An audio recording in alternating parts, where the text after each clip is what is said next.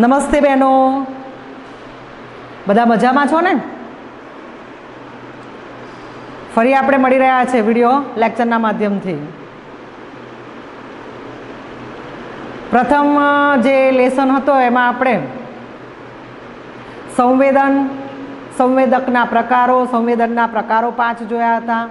સંવેદનની વ્યાખ્યા વિશે સમજૂતી મેળવી હતી. હવે આપણે આગળ વધીશું એ પહેલાં એક શ્લોક ગાઉં, કારણ કે આજે ગુરુ પૂર્ણિમા છે.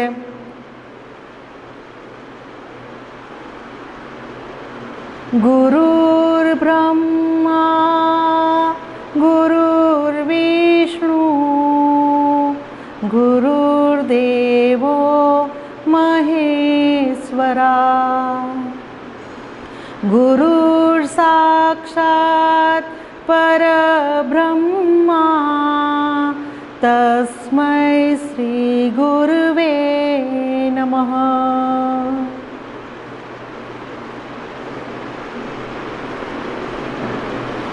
તો હવે આપણે આગળ વધીશું. સંવેદન વિશે આપણે માહિતી મેળવી પહેલા લેક્ચરમાં. હવે અત્યારે આગળ વધીશું ધ્યાન. ધ્યાનનો અર્થ અને તેની વ્યાખ્યા બરાબર સમજીશું.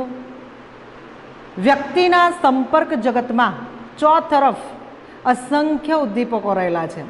આપણી આજુબાજુ ઘણા બધા ઉદ્દીપકો રહેલા છે. દાખલા તરીકે તમે જે રૂમમાં બેઠેલા છે ત્યાં પણ ઘણા બધા ઉદ્દીપકો રહેલા છે, જેવા કે પંખો છે, ટ્યુબલાઇટ છે, પલંગ હોય તમારા ઘરે તો એ છે, ચેર હશે, ખુરશી હશે, તમારા મમ્મી પપ્પા આજુબાજુમાં હશે, ભાઈ બહેન હશે, દાદા દાદી હશે, ટેબલ હશે. આવા ઘણા બધા ઉદ્દીપકો, અસંખ્ય ઉદ્દીપકો આપણી આજુબાજુ જગતમાં રહેલા છે, જે વ્યક્તિની જ્ઞાનેન્દ્રિયો મારફતે તેના મગજ સુધી પહોંચે છે.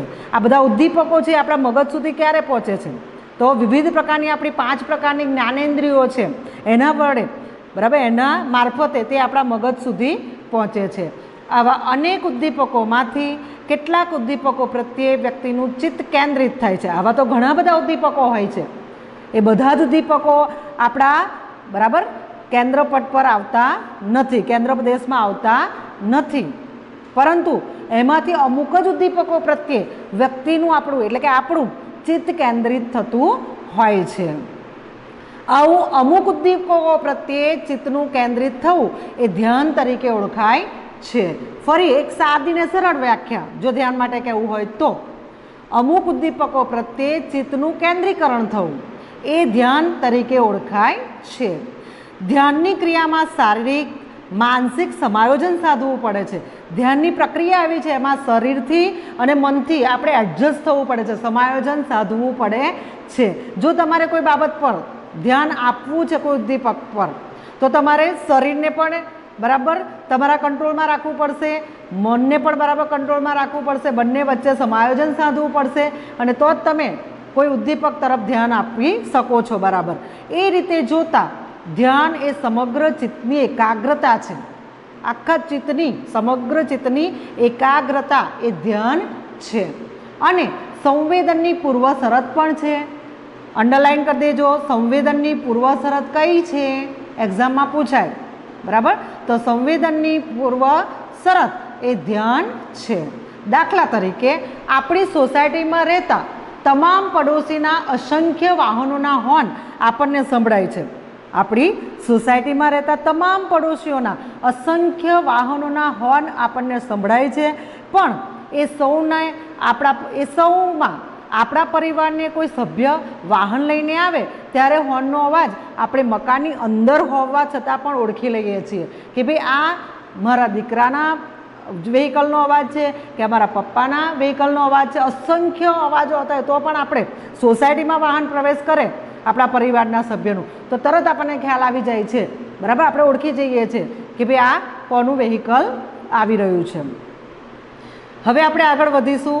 મનોવિજ્ઞાનના સંદર્ભમાં ધ્યાનની વ્યાખ્યા જોઈએ તો બરાબર, ધ્યાન માટે મનોવિજ્ઞાનમાં શબ્દનો અર્થ અલગ થાય છે.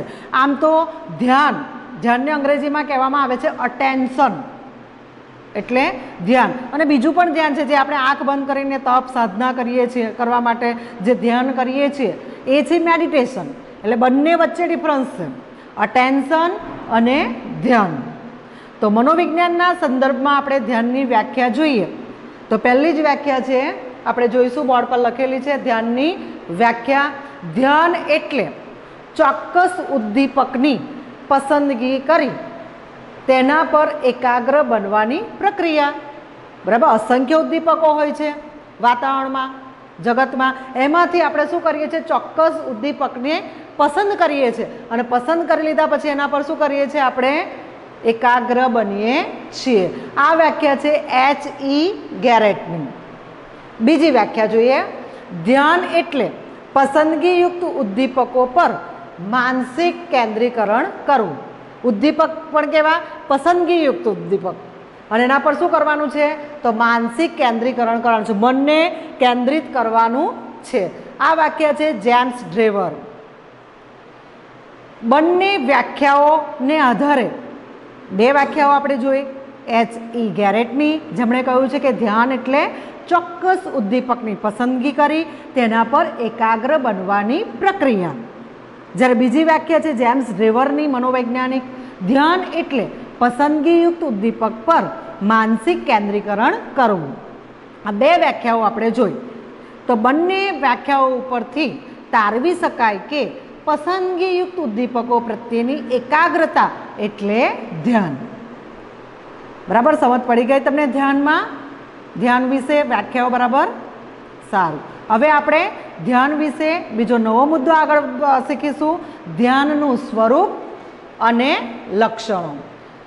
હવે અહીં બરાબર સમજી લેજો. ધ્યાનનું સ્વરૂપ તમે સમજશો તો ઓટોમેટિક લક્ષણો સમજાઈ જશે. બરાબર, એટલે પરીક્ષામાં એક્ઝામની અંદર પૂછાય કે ધ્યાન એટલે શું, ધ્યાનની કોઈ પણ એક વ્યાખ્યા આપી તેના સ્વરૂપ સ્પષ્ટ કરો, તો પણ તમારે આ જ જવાબ લખવાનો છે જે હું શીખવી રહ્યો છું અત્યારે. અને પ્રશ્ન એ રીતના પૂછાય કે ધ્યાન એટલે શું, ધ્યાનની કોઈ પણ એક વ્યાખ્યા આપી તેના લક્ષણો જણાવો, તો પણ તમારે અત્યારે તમને જે શીખવી રહી છું એ જ મુદ્દાઓ તમારે લખવાના રહેશે. એટલે કે ટૂંકમાં ધ્યાનનું સ્વરૂપ કહો કે ધ્યાનના લક્ષણો કહો, બંને એક જ બાબત છે.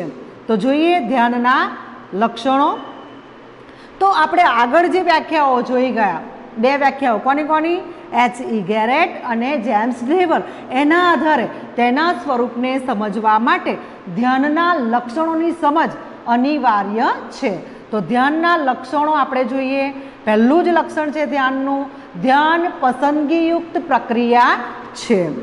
શબ્દ ઉપરથી ખ્યાલ આવે ધ્યાન કેવી પ્રક્રિયા છે, તો પસંદગીયુક્ત પ્રક્રિયા છે. ઘણા બધા ઉદ્દીપકો આપણા નજર સમક્ષ હોય, પરંતુ આપણે જેની જરૂર છે, જેના પર આપણે ધ્યાન બરાબર લઈ જવું છે, એ ઉદ્દીપક તરફ જ બરાબર, એ ઉદ્દીપકને પસંદ કરીને આપણે એના તરફ ધ્યાન આપીશું અથવા તો મનને એકાગ્ર કરીશું.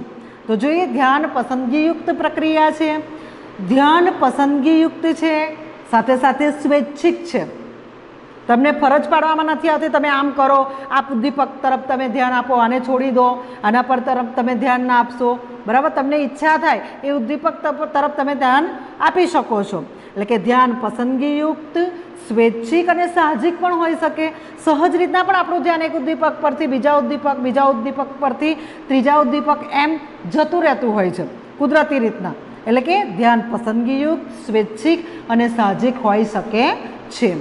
કોઈ પણ સમયે અનેક ઘટકો અને અનેક માણસો પ્રત્યક્ષ કે પરોક્ષ સ્વરૂપે વ્યક્તિના ધ્યાન પ્રદેશમાં હોઈ શકે છે. બરાબર, કોઈ પણ સમય લઈ લો, એ રાતનો સમય હોય, બપોરનો સમય હોય, એટલે કે કોઈ પણ સમયે અનેક ઘટકો, ઘણા બધા ઘટકો આપણી નજર સમક્ષ, અને ઘણા માણસો પ્રત્યક્ષ ફેસ ટુ ફેસ અથવા તો બીજી રીતના પરોક્ષ સ્વરૂપે વ્યક્તિના ધ્યાન પ્રદેશમાં હોઈ શકે છે. તે બધા જ ઘટકો પ્રત્યે વ્યક્તિ ધ્યાન આપી શકતી નથી. આટલા બધા ઘટકો છે, એક સાથે વ્યક્તિ એ બધા જ ઉદ્દીપકો તરફ, ઘટકો તરફ ધ્યાન આપી શકતી નથી. તે અમુક ઘટક કે ઉદ્દીપકને જ પસંદ કરે છે. આવા બધા ઘણા બધા ઉદ્દીપકો હોય, એમાંથી અમુક જ ઘટક કે ઉદ્દીપકને વ્યક્તિ પસંદ કરે છે, બીજાની અવગણના કરે છે, એટલે કે બીજાને છોડી દે છે. દાખલા તરીકે ફિલ્મ જોતી વખતે વ્યક્તિને જે બાબતમાં રસ હોય તેના પ્રત્યે આકર્ષાશે. બરાબર, દાખલા તરીકે સ્ત્રી દર્શક હશે તો હિરોઈનના કપડાં, આકર્ષક દેખાવ તરફ આકર્ષાશે. તો પુરુષ દર્શક હીરો, તેના વલણ અથવા તો તેના ડ્રેસ વગેરે પ્રત્યે કેન્દ્રિત થશે. તો વળી બાળકો જૂથ રમતો અને તોફાની બાબતોથી આકર્ષાશે। આ સિવાય બીજું એક ઉદાહરણ આપું કે કોઈ સભામાં તમે જાઓ છો ત્યારે ઘણા બધા વ્યક્તિઓ સભામાં હશે, પરંતુ તમે જેની ઈચ્છા રાખતા હશો એ વ્યક્તિ તરફ જ તમારું ધ્યાન જશે, બીજા બધાની તમે શું કરશો? અવગણના કરશો। એટલે ધ્યાન પસંદગીયુક્ત પ્રક્રિયા છે। આ પહેલી એની લાક્ષણિકતા થઈ। હવે બીજી લાક્ષણિકતા જોઈએ, ધ્યાન સમાયોજનાત્મક છે। ધ્યાન શારીરિક અને માનસિક સમાયોજનની પ્રક્રિયા છે। આપણે આગળ વ્યાખ્યા જોઈ ગયા કે ધ્યાન છે એ માનસિક સમાયોજનની પ્રક્રિયા છે। શરીરથી અને મનથી આપણે સમાયોજન સાધવું પડે, અનુકૂળ થઈ જાય, બંને એકસાથે ભળી જાય ત્યારે ધ્યાનની પ્રક્રિયા થતી હોય છે। એટલે કે ધ્યાન કેન્દ્રીકરણ માટે જ્ઞાનતંતુઓ આપણા શરીરના આપણા વિવિધ અંગો, સ્નાયુઓ વગેરે એકબીજા સાથે સમાયોજન સાધે છે, એકબીજા સાથે અનુકૂલન સાધે છે। દાખલા તરીકે સરસ ઉદાહરણ છે, દૂરની વસ્તુને જોવા માટે તત્પર થઈ આંખને સંકોચી ઝીણી કરી આંખ પર હાથની છાજલી કરી પ્રકાશની માત્રાનું સમાયોજન કરીએ છીએ। આમ બાહ્ય વાતાવરણ સાથે શારીરિક માનસિક રીતે સમાયોજિત થઈને જોવા માટે આપણે પ્રયત્ન કરીએ છીએ। બરાબર, આપણે સમાયોજન સાધીએ છીએ કોઈ પણ બાબતને જોવા માટે।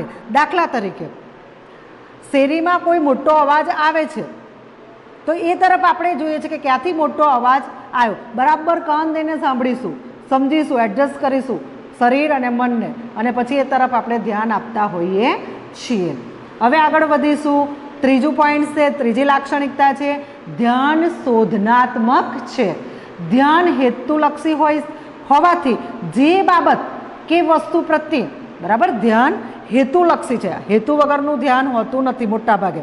તો ધ્યાન હેતુલક્ષી હોવાથી જે બાબત કે વસ્તુ પ્રત્યે આકર્ષાય તેનું પરીક્ષણ કરી, ફેરવી ચકાસણી કરી તપાસીને જે તે ઉદ્દીપક પ્રત્યે તે કેન્દ્રિત થાય છે। દાખલા તરીકે સાડીની દુકાનમાં જે સાડી ગમી હોય તેને આખી ખોલી તેની ડિઝાઇનનો સંપૂર્ણ અંદાજ મેળવવો, પાલવની ડિઝાઇન અને રંગનું મિશ્રણ વગેરેનો ખ્યાલ આપણે મેળવતા હોઈએ છીએ। આમ ધ્યાન જે બાબત પ્રત્યે ખેંચાય તેનું પૂર્ણ શોધન કરવાનું વલણ વ્યક્તિ ધરાવે છે। બરાબર, એટલે કે ધ્યાન છે શોધનાત્મક છે। દાખલા તરીકે શેરીમાંથી મોટો અવાજ આવ્યો, ક્યાંથી આવ્યો છે, શા માટે આવ્યો હશે, શું થયું હશે, આ બધું આપણે શોધતા હોઈએ છીએ। આગળ વધીશું। ત્રીજું પોઈન્ટ છે આપણું ધ્યાન ભવિષ્યલક્ષી છે। મહદઅંશે આપણે સામે હાજર હોઈએ તેવા ઉદ્દીપક પ્રત્યે આપણે ધ્યાન આપીએ છીએ। આપણી સમક્ષ જે હાજર હોય એ ઉદ્દીપક તરફ આપણે ધ્યાન આપતા હોઈએ છીએ, પણ એની સાથે એક દ્રષ્ટિકોણ આવતીકાલ કે આવનારા સમયનો પણ જોવા મળે છે। એટલે કે વ્યક્તિનું ધ્યાન ભવિષ્યલક્ષી અટકળોથી પણ ઉત્તેજાય છે। આ બાબત આપણે ઉદાહરણ દ્વારા સમજીએ। વ્યક્તિ મકાન ખરીદે છે ત્યારે દૂરના કે નજીકના વિસ્તારની બાબતમાં ઓછી કિંમત ચૂકવવામાં તો તે સભાનતા રાખે જ છે, પણ પાક્કા રોડ, પાણી, લાઇટ, આવનારા વર્ષોમાં તે વિસ્તારના વિકાસની શક્યતાઓ અને પોતે ખરીદેલી સંપત્તિનું મૂલ્ય કેવું રહેશે વગેરે ભવિષ્યલક્ષી મુદ્દાઓ પર પણ તેને મનમાં વિચાર ઉદ્ભવતા હોય છે। એટલે કે આમ ધ્યાન કેવું છે? ભવિષ્યલક્ષી છે। આપણે પણ ધોરણ 10માં પાસ થયા ત્યાર પછી કઈ લાઈનમાં આપણે જઈશું તો આપણને જોબ મળશે, મારે શું કરવું જોઈએ, કયા અભ્યાસક્રમમાં જવું જોઈએ જેથી કરીને આગળ હું સારું જીવન જીવી શકીશ, આવા બધું વિશે આપણે વિચારતા હોઈએ છીએ। એટલે કે ટૂંકમાં શું છે? ધ્યાન ભવિષ્યલક્ષી છે। આગળ વધીએ, નવી લાક્ષણિકતા તરફ આપણે આગળ વધીશું। ધ્યાન પ્રેરણાત્મક છે। આપણે એક જ ઉદ્દીપક પ્રત્યે ધ્યાન કેન્દ્રિત કરીએ છીએ, જે ઉદ્દીપક પાછળ અમુક ચોક્કસ ઈચ્છા કે હેતુનું પરિબળ જવાબદાર હોય, કારણ કે કોઈ પણ પ્રેરણા, ઈચ્છા, લક્ષ્ય, ઉદ્દેશ કે મનોવૃત્તિથી પ્રેરિત થઈને આપણે પદાર્થ, વસ્તુ કે બરાબર વ્યક્તિ પર ધ્યાન આપીએ છીએ। દાખલા તરીકે વર્તમાનપત્રમાં અનેક સમાચારો માહિતી અને જાહેર ખબરો હશે તેમાંથી જેને જેવી પ્રેરણા હશે તેવા સમાચાર જે તે વ્યક્તિ વાંચશે. જેમ કે સરસ ઉદાહરણ આપેલું છે, કુંવારા છોકરા છોકરીઓ લગ્ન વિષયક, બરાબર, જે સમાચાર હશે એ તરફ ધ્યાન આપશે. નોકરી મેળવવા ઈચ્છતા જે લોકો હશે, વ્યક્તિઓ હશે, નોકરીની જાહેરાતો વાંચવામાં, તો વળી રમતગમતમાં કે ક્રિકેટમાં રસ ધરાવનાર તેને લગતા સમાચાર વાંચવા તરફ આકર્ષાશે. હવે આગળ વધીએ. બીજી લાક્ષણિકતા છે ધ્યાનને સીમા પ્રદેશ અને કેન્દ્ર પ્રદેશ હોય છે. આપણી આસપાસના બાહ્ય પર્યાવરણમાં જે પદાર્થો આપણી ચેતનામાં સ્પષ્ટપણે હાજર હોય, બરાબર, ફરી બરાબર સમજી લઈએ. આપણી આસપાસના બાહ્ય પર્યાવરણમાં જે પદાર્થો આપણી ચેતનામાં સ્પષ્ટપણે હાજર હોય છે, ધ્યાનનો, તેને શું કહેવામાં આવે છે? ધ્યાનનો કેન્દ્ર પ્રદેશ કહે છે. અને જે પદાર્થો ચેતનામાં સ્પષ્ટપણે હાજર ન હોય તેને ધ્યાનનો સીમા પ્રદેશ કહે છે. બરાબર, સમજીએ ફરી. ધ્યાનનો કેન્દ્ર પ્રદેશ કોને કહેવામાં આવે છે, કાં તો ધ્યાનનો સીમા પ્રદેશ કોને કહેવામાં આવે છે? બરાબર સમજી લઈએ. આપણી આસપાસના બાહ્ય પર્યાવરણમાં જે પદાર્થો આપણી ચેતનામાં સ્પષ્ટપણે હાજર હોય છે જેને ધ્યાનનો કેન્દ્ર પ્રદેશ કહેવામાં આવે છે. અને જે પદાર્થ ચેતનામાં સ્પષ્ટપણે હાજર ન હોય તેને ધ્યાનનો સીમા પ્રદેશ કહે છે. હવે ઉદાહરણ સમજીએ. ઉદાહરણ દ્વારા, અંધારા ઓરડામાં કોડિયામાં સળગતી મીણબત્તી. અંધારો ઓરડો છે અને એમાં કોડિયામાં એક સળગતી મીણબત્તી છે. તો સળગતી મીણબત્તી કેન્દ્ર પ્રદેશ છે અને કોડિયું જે છે એ સીમા પ્રદેશ તરીકે ભૂમિકા ભજવે છે. તે જ રીતના રેડિયો પર વાગતા ભજનમાં ગાયકનો અવાજ એ કેન્દ્ર પ્રદેશ બનશે અને તેની સાથેના વિવિધ વાદ્યો, વિવિધ સંગીતના સાધનો, લય અને સંગીત એ સીમા પ્રદેશ તરીકે ભૂમિકા ભજવે છે. ક્યારેક આ કેન્દ્ર પ્રદેશ અને સીમા પ્રદેશ સતત બદલાતા પણ જોવા મળે છે. સતત બદલાતા હોય, કેન્દ્ર પ્રદેશ પછી સીમા પ્રદેશ તરફ આપણું ધ્યાન જાય, સીમા પ્રદેશથી કેન્દ્ર પ્રદેશ પર, બરાબર, એ ભૂમિકા આપણી સતત બદલાયા કરતી હોય છે. એવું પણ બનતું હોય છે. આકૃતિમાં તમે જોઈ શકો છો, રૂબિનના કપની આકૃતિ છે. તો રૂબિનના કપની આકૃતિમાં પણ ઘડીકમાં તમને બે ચહેરા જે કાળા રંગના છે તેના તરફ ધ્યાન જાય છે. તમે જુઓ બરાબર આકૃતિમાં, રૂબિનની કપની આકૃતિ છે. મનોવૈજ્ઞાનિક રૂબિને આની રચના કરેલી છે આકૃતિની, એટલે એને રૂબિનના કપની આકૃતિ એમ કહેવામાં આવે છે. તો રૂબિનના કપની આકૃતિમાં પણ ઘડીકમાં બે ચહેરા જે કાળા રંગના છે તેના પર તમારું ધ્યાન જાય છે.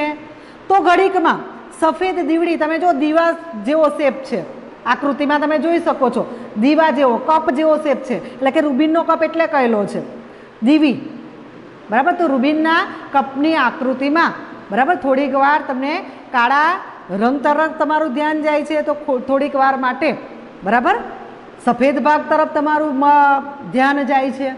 તો રૂબિનના કપની આકૃતિમાં પણ ઘડીકમાં બે ચહેરા જે કાળા રંગના છે તેના તરફ ધ્યાન જાય છે, તો ઘડીકમાં સફેદ દીવડી આકારની આકૃતિ પર ધ્યાન જાય છે. આમ આ વ્યુત્ક્રામ્ય, વ્યુત્ક્રમિત, વૃત્તક્રામ્ય એટલે કે વારાફરતી જો દેખાવ, વ્યુત્ક્રમિક ક્રમમાં દેખાવ. તો આકૃતિમાં આકૃતિ અને પશ્ચાત ભૂમિકા વચ્ચે સ્પષ્ટ ભેદ પાડી શકાતા નથી. તમને ખબર નથી પડતી કે આકૃતિ છે, બરાબર, એમાં પાછળનો ભાગ કયો છે અને આગળનો ભાગ કયો છે. ખબર નથી પડતી કે ભાઈ આ ચહેરા દેખાય છે એ પાછળ છે અને સફેદ ભાગ દેખાય છે એ આગળ છે. એવું તમે સ્પષ્ટ કહી શકતા નથી, ભેદ પાડી શકતા નથી.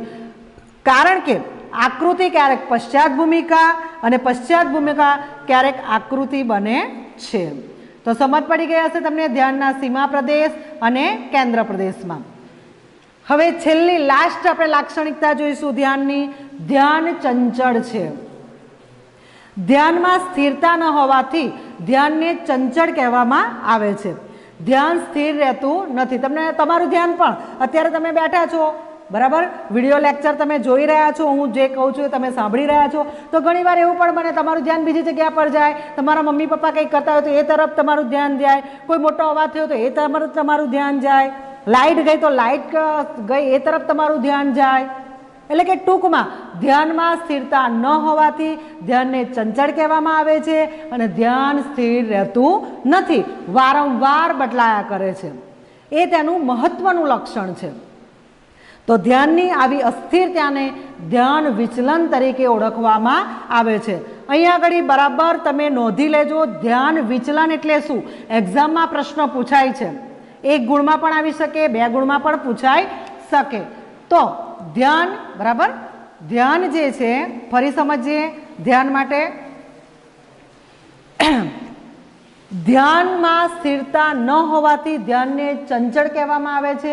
ध्यान बराबर स्थिर रहतुं नथी, वारंवार बदलाया करे छे, ए तेनुं महत्वनुं लक्षण छे। ध्याननी आवी अस्थिरताने ज ध्यान विचलन तरीके ओळखवामां आवे छे। हवे आपणे ध्यानना निर्धारको विषे माहिती मेळवीशुं। ध्यानना निर्धारकोने बीजा शब्दमां घटको पण कहेवामां आवे छे। तो समझीए एना विषे। ध्यान कोई एक चोक्कस उद्दीपक प्रत्ये आकर्षाय छे। आपणे आगळ पण शीख्या के ध्यान छे कोई चोक्कस उद्दीपक होय एना प्रत्ये आकर्षातुं होय छे। ध्यान कोई एक वस्तु, बनाव, घटना के व्यक्ति प्रत्ये ज शा माटे आकर्षाय छे? कया घटको तेना माटे जवाबदार छे? ध्यान ए कोई एक वस्तु, बनाव, घटना के व्यक्ति प्रत्ये ज शा माटे आकर्षाय छे? कया घटको तेना माटे जवाबदार छे? वस्तुना उत्पादको, वस्तुनी जाहेरात करनार अने वस्तुनुं वेचाण वधारनार माटे प्रदर्शन योजनार आयोजको माटे आ बाबत खूब अगत्यनी छे। ध्यानने आकर्षित करनारा निर्धारको 2 प्रकारना छे। तमने थाय के आपणे एक ज घटना, बनाव के वस्तु प्रत्ये केम आपणे ध्यान आपीए छे, आकर्षाय छे, तो आ माटेना कया घटको, एवा कई बाबतो छे जे जवाबदार छे? मोटे भागे तमे जुओ तो वस्तुना उत्पादको एटले के जे वस्तुनुं निर्माण करे छे, बनावे छे, उत्पादन करे छे, ते वस्तुनी जाहेरात जे करे छे ते तमे टीवी पर जोता हशो, न्यूज़पेपर में जोता हशो, मेगेजीन में जोता हशो, एमां विविध प्रकारनी जे ते वस्तुने लगती जाहेरातो आवती होय छे। तो जाहेरात करनार अने वस्तुना वेचाणने वधारवा माटे वस्तुनुं उत्पादन थई गयुं अने जाहेरात थई पण ते छतां एने वधारवुं छे एनुं उत्पादन ए वस्तुनुं, तो उत्पादन वस्तुनुं वधारवा माटे प्रदर्शन योजनार आयोजको माटे आ बाबत खूब अगत्यनी छे। ध्यानने आकर्षित करनारा निर्धारको 2 प्रकारना छे। ध्यान ने आकर्षित करनारा घटको कहो तो ये 2 प्रकार छे। एमां पहेलो ज आपणे जोई रह्या छे वस्तुलक्षी अथवा तो बाह्य निर्धारको। वस्तुलक्षी निर्धारको तमे कहो के पछी बाह्य निर्धारको अथवा तो घटको कहो, बंने बाबत एक ज छे। तो सौप्रथम आपणे वस्तुलक्षी निर्धारको विषे माहिती मेळवीए। कोई पण वस्तु के पदार्थना रंग, आकार के कद साथे संकळायेला घटकोने वस्तुलक्षी निर्धारको के घटको कहे छे। एक्जाम में टूंको प्रश्न आवे, वस्तुलक्षी निर्धारको कोने कहेवामां आवे छे? तो जवाब बराबर समझो। कोई पण वस्तु के पदार्थ, कोई पण वस्तु लई लो के पदार्थ लई लो, तेनो रंग, तेनुं कद, तेनो आकार, शेप केवो छे, ते साथे संकळायेला घटकोने वस्तुलक्षी निर्धारको के घटको कहे छे। हवे आपणे एने समजीशुं એટલે ખ્યાલ આવી જશે, આખી વ્યાખ્યા તમને સમજમાં આવશે વસ્તુલક્ષી निर्धारकोनी। तो हवे फर्स्ट આપણું वस्तुलक्षी निर्धारक छे उद्दीपकनी तीव्रता। ओछी तीव्रतावाळा उद्दीपकनी तुलनामां વધુ तीव्र उद्दीपको तरत આપણું ध्यान ખેંચે છે। दाखला तरीके मकानमा डोरबेलना अवाज करता, मकानमा डोरबेलना अवाज करता 108 इमरजन्सी एम्ब्युलन्सनो सतत अने ऊंची तीव्रतावाळो अवाज सौनुं ध्यान खेंचे छे। બરાબર ને? જો ડોરબેલનો અવાજ હોય ઘરનો, એના કરતાં 108નો અવાજ આવે ને એ સતત આવે, ઊંચી તીવ્રતાવાળો અવાજ હોય, તો આપણું ધ્યાન એ તરફ ખેંચાતું હોય છે ડોરબેલના અવાજ કરતાં જ. તેવી જ રીતે વીજળીના 40 વોલ્ટના બલ્બના પ્રકાશને બદલે 500 વોલ્ટનો બલ્બ પ્રકાશની તીવ્રતાને કારણે વધુ ધ્યાન ખેંચે છે. તેવી જ રીતના દિવાળી વખતે તમે જ્યારે ફટાકડા ફોડતા હોય ત્યારે તમે નાના ફટાકડા ફોડો તો એ તરફ બહુ જલ્દી ધ્યાન નહીં જાય, પણ મોટો અવાજ આવે તેવા કોઈ બરાબર દારૂખાનું તમે એને ફોડો તો તરત જ તમારું ધ્યાન એ તરફ વધારે ખેંચાશે. એટલે કે ટૂંકમાં ઉદ્દીપકની તીવ્રતા પણ આપણું ધ્યાન ખેંચે છે, એ અગત્યનું એક ઘટક છે. આગળ જોઈશું આપણે ઉદ્દીપકનું કદ. બીજું પોઈન્ટ, તો નાના કદના પદાર્થો કરતાં મોટા કદના પદાર્થો કે વસ્તુ ત્વરિત ધ્યાન ખેંચે છે. કોઈ નાનો કદનો પદાર્થ હોય એના કરતાં મોટો કદનો પદાર્થ હોય તો આપણું ધ્યાન તરફ ક્યાં આકર્ષાતું હોય છે. દાખલા તરીકે તમારી ઘરની અંદર બરાબર પ્રવેશતા દિવાલ પર નાની વસ્તુ તમે ચિપકાવેલી હશે, એના કરતાં કોઈ મોટું ચિત્ર ચિપકાવેલું હશે તો એ તરફ આપણું ધ્યાન શું થાય છે? ઝડપથી જતું હોય છે. જેમ કે પતંગ વેચતી દુકાને વિશાળ કદનો પતંગ અને દવાની દુકાને લટકાવેલ મોટા કદની કેપ્સ્યુલ સૌનું ધ્યાન ખેંચે છે. આગળ વધીશું. ત્રીજું આપણું ઘટક છે વસ્તુલક્ષી નિર્ધારક ઉદ્દીપકની વિષમતા. વિષમતા એટલે કે વિરોધાભાસ. આપણે ઉદ્દીપક વિશે તો શીખી ગયા છે આગળ, તો ઉદ્દીપકની વિષમતા એટલે કે ઉદ્દીપકનો વિરોધાભાસ. ઉદ્દીપકો પરસ્પર સમાન હોય, ઉદ્દીપકો પરસ્પર સમાન હોય, બરાબર સમજો અહીંયા આગળ. તેના કરતાં વિરોધાભાસી હશે તો તે જલ્દીથી સૌનું ધ્યાન ખેંચે છે. સમાન લાગતા ઉદ્દીપક કરતાં કોઈ વિરોધાભાસી ઉદ્દીપક હશે તો જલ્દી આપણું ધ્યાન ખેંચાતું હોય છે. ઉદાહરણ સરસ મજાનું છે. આફ્રિકાના હબસી સાથે જતી ગોરી સ્ત્રી બધાના ધ્યાનનું આકર્ષણ બને છે. તેવી જ રીતના એક બીજું ઉદાહરણ આપું. બરાબર, છોકરીની ટોળકીઓમાં રહેલો એક છોકરો, તો તરત આપણું એના તરફ ધ્યાન ખેંચાશે.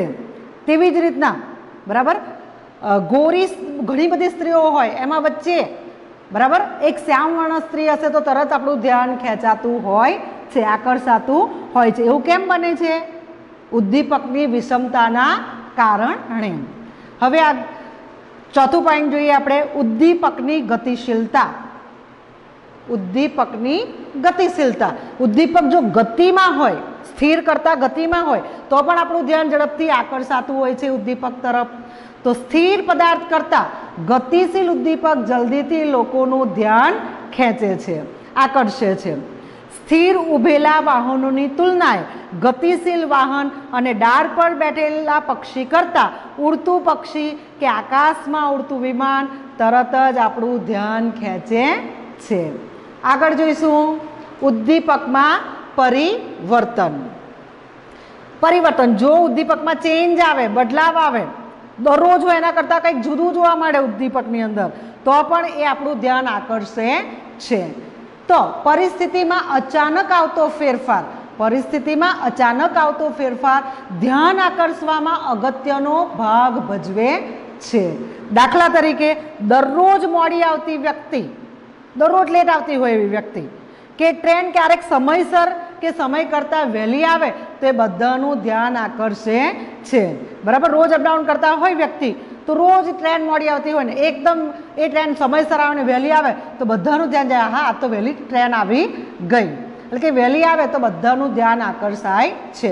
વધારે હવા ફેંકતો અને ફરતો પંખો અચાનક બંધ થઈ જાય તો પણ તરત જ બધાનું ધ્યાન આકર્ષે છે. આકર્ષે કે નહીં?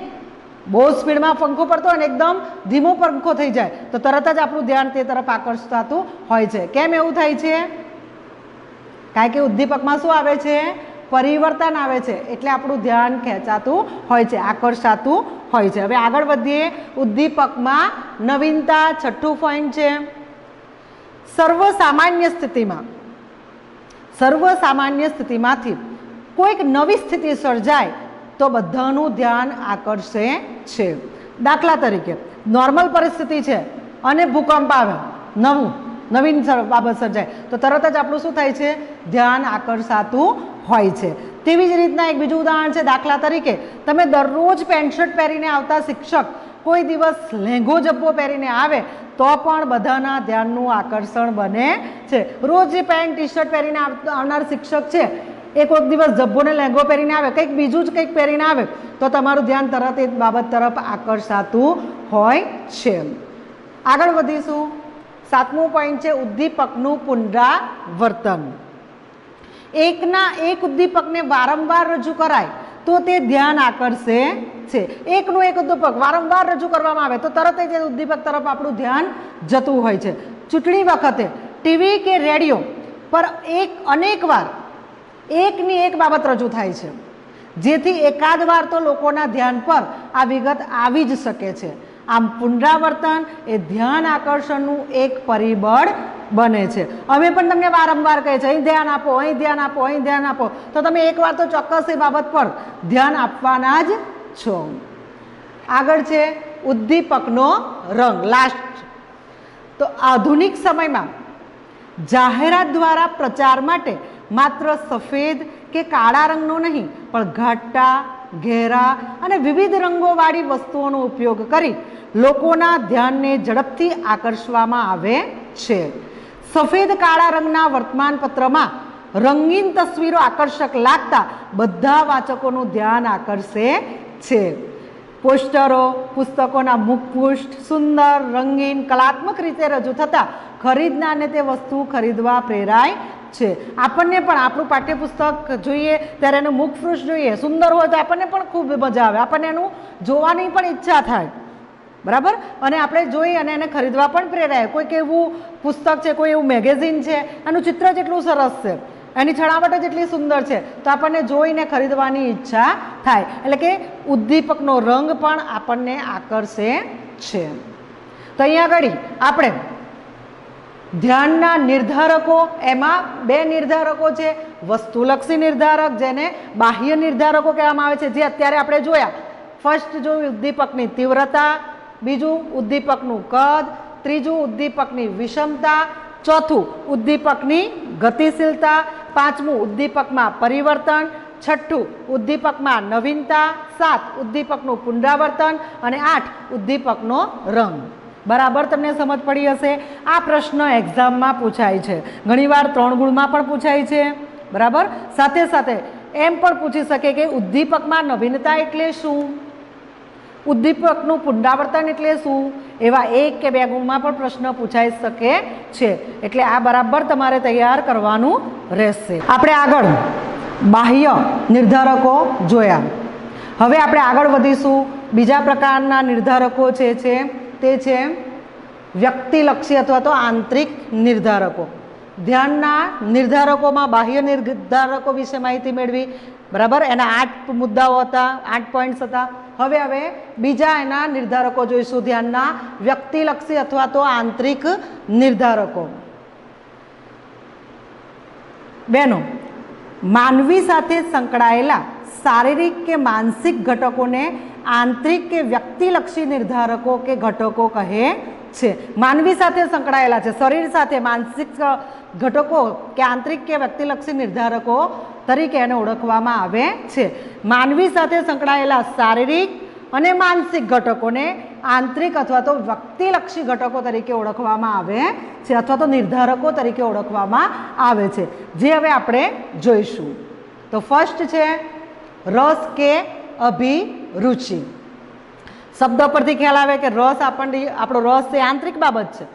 આપણને શું ગમે છે આપણને જ ખબર છે, બરાબર. દરેક વ્યક્તિની રસ, રુચિ બધું અલગ અલગ હોય છે. તો વ્યક્તિને જે બાબતમાં રસ હોય તેના પ્રત્યે વધારે ધ્યાન આપે છે, બરાબર. દાખલા તરીકે તમને જે વિષય ગમતો હશે, આપણા 7 કે 8 વિષય છે, બરાબર. એ ગમતો વિષય જ્યારે કોઈ શિક્ષક ભણાવે તો તમને ખૂબ મજા પડે, કારણ કે એમાં તમને રસ છે, તમારું ધ્યાન આકર્ષે છે રસના લીધે એ વિષય, બરાબર. એટલે કે વ્યક્તિને જે બાબતમાં રસ હોય તેના પ્રત્યે તે વધારે ધ્યાન આપે છે. રસ એ ધ્યાનની જનની છે. અંડરલાઈન કરી દેજો, આ પ્રશ્ન એક્ઝામમાં પૂછાય. ધ્યાનની જનની કોણ છે? तो विकल्पमां पूछाय ध्याननी जननी कोण छे? तो रस ए ध्याननी जननी छे। व्यक्तिने कोई वस्तु के घटना के पदार्थ में रस ज न होय तो ध्याननुं आकर्षावुं मुश्केल छे। आपने कोई व्यक्ति में रस नहीं, कोई वस्तु में रस नहीं, कोई घटना में के पदार्थ में रस ज न होय तो आपणुं ध्याननुं आकर्षવું खूब मुश्केल बनी जाए। दाखला तरीके संगीतकारनुं ध्यान तर्ज के सूर तरफ गया विना रहतुं ज नथी। संगीतकारनुं ध्यान तर्ज के सूर तरफ गया विना रहतुं नथी। क्रिकेटना रसियाओ क्रिकेटना कुल रन अने कॉमेंट्री प्रत्ये आकर्षाया विना रहता नहीं। बराबर। तो मनोवैज्ञानिकोना मते रस के रुचि ध्यान आकर्षे एटलुं ज नहीं, ध्यान ने जकड़ी पण राखे छे। ध्यान ने आकर्षे तो करे ज उद्दीपक तरफ, पण ए उद्दीपक पर ध्यान ने पकड़ी पण राखे छे, जकड़ी पण राखे छे। मैकडूगल अभिरुचि ने अप्रगट ध्यान कहे छे। अहीं पण अंडरलाइन कर देजो। मैकडूगल अभिरुचि माटे शुं कहे छे? तो मैकडूगल अभिरुचि ने अप्रगट ध्यान कहे छे। आ प्रश्न एक्जाम में पूछाय छे। बराबर। वार्षिक परीक्षा में बहु आ प्रश्न पूछातो होय छे, एटले बराबर तमारे याद पण राखवानो छे, नोंधी पण लेवानो छे। पेन ड्राइव पीडीएफ फाइल में मैं धोरण 12 में बराबर કેટલું કેટલું કન્ટેન્ટ છે ને શું છે એની પીડીએફ ફાઇલ મેં તમને મોકલેલી છે। બરાબર વાંચજો, જેની પાસે પાઠ્યપુસ્તક નથી તે બહેનો, અને એમાં બધું અંડરલાઇન કરી અને બરાબર તૈયાર કરી નાખજો। આગળ વધીએ। બીજું આપણું પોઈન્ટ છે જરૂરિયાત વ્યક્તિલક્ષી આંતરિક ઘટકમાં બીજું પોઈન્ટ જરૂરિયાત। આપણી જરૂરિયાત હોય તો પણ આપણે એ તરફ ध्यान આપણું આકર્ષાતું હોય છે। આપણને ભૂખ લાગે, बराबर, એટલે ખોરાક તરફ આપણું ધ્યાન આકર્ષાતું હોય છે। વર્ગખંડમાં બેઠા હોય ને ભૂખ લાગી હોય એટલે તરત જ આપણું ધ્યાન રસોડા તરફ જતું રહે કે ક્યારે જવું અને હું ખાઈ લઉં, એટલે કે આપણું ધ્યાન આકર્ષાતું હોય છે કઈ બાબત? આપણી જરૂરિયાતો પ્રત્યે। તો વ્યક્તિની જરૂરિયાત વ્યક્તિની ક્રિયાની તીવ્રતા નક્કી કરે છે। આપણી જરૂરિયાત જેટલી પ્રબળ હશે એટલી જ આપણી ક્રિયા તીવ્રતાથી કરીશું। તો ભૂખ, તરસ, નિંદ્રા, જાતીયતા વગેરે શારીરિક પ્રેરણા માનવીનું ધ્યાન આકર્ષવામાં નિર્ણાયક બને છે। આ બધી જ બાબતો એવી છે જે આપણના ધ્યાનને આકર્ષવામાં નિર્ણાયક બને છે। એક તો ભૂખ, આપણને તરસ લાગે છે તે, આપણને ઊંઘ આવે છે તે બાબત, જાતીયતા વગેરે। बराबर। शारीरिक प्रेरणा मानवीનું ध्यान आकर्षવામાં निर्णायक बने छे। भूखी व्यक्ति बीजा अनेक दृश्यों जे आनंददायक होय तेने अवगणीने पहेला खावानी चीज वस्तु शोधवामां मनथी व्यस्त रहे छे। ए माटेनी एक कहेवत छे के भूखे भजन ना थाय, भूखे भक्ति ना थाय। भूख संतोष थाय तो पछी भक्ति थाय अने भजन थाय। એટલે કે ભૂખી વ્યક્તિ બીજા અનેક દ્રશ્યો કે આનંદદાયક હોય, એ ખૂબ આનંદદાયક હોય તેને અવગણીને એટલે એને તુચકારીને પણ પહેલાં ખાવાની ચીજ વસ્તુ શોધવામાં મનથી વ્યસ્ત રહે છે। તે જ રીતે પ્રેમ, જિજ્ઞાસા, પ્રતિષ્ઠા, સલામતી અને સત્તા લાલસા જેવી મનોવૈજ્ઞાનિક પ્રેરણાઓ પણ ધ્યાન આકર્ષવામાં નિર્ણાયક બને છે। આ મનોવૈજ્ઞાનિક પ્રેરણાઓ છે કઈ કઈ? તો પ્રેમ, जिज्ञासा, આપણે प्रतिष्ठा, मान, मोभो, सलामती, सत्तानी लालसा જેવી मनोवैज्ञानिक प्रेरणाओं पर ध्यान आकर्षवामां निर्णायक बने छे। त्रीजो पॉइंट है टेव। तो टेव के व्यसन ने कारणे पण व्यक्तिनुं ध्यान खेंचातुं जोवा मळे छे। बीड़ी, तमाकुनी टेववाळा व्यक्ति अजाण्या विस्तारमां पण आवी वस्तुओं के व्यक्तिओने शोधी ले छे। एक तो ताजेतरनुं तमने उदाहरण आपूं के बीड़ी ने तमाकू अने मावानी एटली बधी आदत पड़ी गई होय ए व्यक्तिओ कोरोनाना समयमां बराबर आखा पार्लर, पान पार्लर ने तमाकू जे वेचे छे आखी शॉप बंद करावी देवामां आवी हती। ते छतांय व्यक्ति एमने चालतुं नथी, टेव छे, એટલે કે એ વસ્તુ શોધવા માટે અત્યાર પ્રયત્ન કરે છે અને શોધી પણ લે છે। એનું કારણ શું છે? ટેવ। શોધી લે છે। દુકાનો બંધ છે તો જાતે ઘરે જાય છે એ વ્યક્તિના, એને ત્યાં મળે છે, ચલો લઈ લો। એટલે કે ટૂંકમાં બીડી તમાકુની ટેવવાળી વ્યક્તિ અજાણા વિસ્તારમાં પણ આવી વસ્તુઓ અને વ્યક્તિઓને શોધી લે છે। આગળ છે પોઈન્ટ્સ આપણું શિક્ષણ। शिक्षण पण ध्यान में अगत्यनी भूमिका भजवे छे। जेनुं जेवुं शिक्षण तेवुं तेनुं ध्यान। दाखला तरीके डॉक्टरनुं ध्यान दर्दी અને દવા તરફ જાય. જ્યારે બાંધકામ ઇજનેરનું ધ્યાન બાંધકામની વસ્તુઓ અને ઇમારતની નવીન રચના તરફ જાય. તેવી જ રીતના સુથાર હોય એની માટે એક કહેવત છે, સુથારનું મન બાવરીએ. બાવળ હોય ને ઝાડ એ, કારણ કે સુથારને એમ દેખાય કે આ બાવળ બહુ સુંદર મજાનો છે, એમાંથી સરસ લાકડા થશે અને લાકડામાંથી હું સુંદર મજાનું બરાબર ફર્નિચર બનાવી શકીશ. એટલે કે ટૂંકમાં આપણું જેવું શિક્ષણ હશે બરાબર એવું આપણું ધ્યાન હશે. શિક્ષક હશે એ હંમેશા બરાબર શીખવવા તરફ, કોઈ પણ બાબત હશે એ શીખવાડવા માટે જ પ્રયત્ન કરશે, એ તરફ જ એનું ધ્યાન રહેતું હોય છે.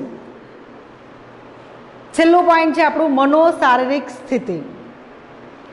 વ્યક્તિની શારીરિક અને માનસિક સ્થિતિ વ્યક્તિના ધ્યાનને આકર્ષિત કરે છે. કંઈ પણ વાગવાથી થતો ઘા, કોઈ પણ પ્રકારનું આપણે લાગી જાય છે, ઘા થાય છે અને તેનો દુખાવો બરાબર લાગી જાય છે એટલે એના કારણે એનો દુખાવો વ્યક્તિના ધ્યાનને વારંવાર આકર્ષે છે. અને માનસિક તંગદિલી અને ચિંતા પણ ધ્યાનને અસર કરે છે. માનસિક રીતના આપણે તંગદિલી હોય, ચિંતા હોય તો પણ આપણે કોઈ પણ કામ જે છે એ કાર્ય કરવા પર બરાબર ધ્યાન આપી શકતા નથી. બરાબર આપણને લાગી ગયું છે એનો અસંખ્ય દુખાવો થતો હોય અને આપણે કહ્યું તું અહીંયા આગળ શીખવા બેસી જા, કલાક સુધી તારે ઉઠવાનું નથી, તો તમારું ધ્યાન શામાં રહેશે? શીખવામાં કે પેલા ગામાં? ગામાં. કારણ કે મનોશારીરિક સ્થિતિ જો આપણી નબળી હશે તો પણ આપણું ધ્યાન બરાબર આકર્ષિત થતું નથી ઉદ્દીપકો પરત્વે.